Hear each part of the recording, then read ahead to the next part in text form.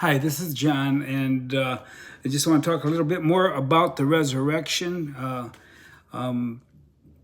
always think this is one of the favorite times of the year, but it's when the Lord, it was around this time of the year that the Lord took upon himself sins of the world, the sins of the world. And Jesus, like I said yesterday, he would always tell him that he told his disciples that he was going to die and that he was going to raise from the dead. He would always say he was going to, on the third day, he would rise. And he told his disciples in Luke 9:44 to let these sayings sink down into your ears. For the Son of Man shall be delivered into the hands of men.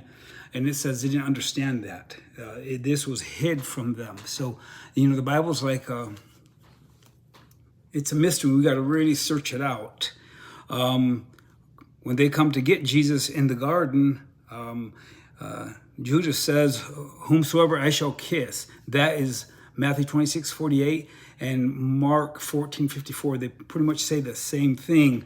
But the one, Matthew says that Judas would have said, hold him fast or seize him.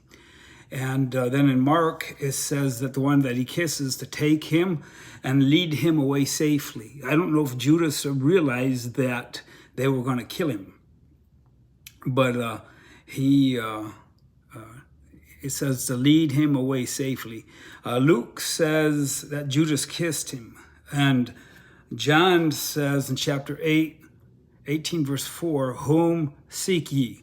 They were looking for Christ. So it says, he asked who they saw, and they said, Jesus of Nazareth. And when he said, I am he, the crowd went backward or drew back and fell to the ground.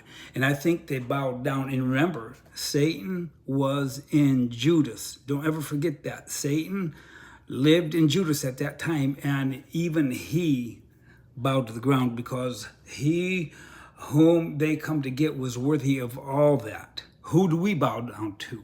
The priest says, we have no king but Caesar. Who is your king?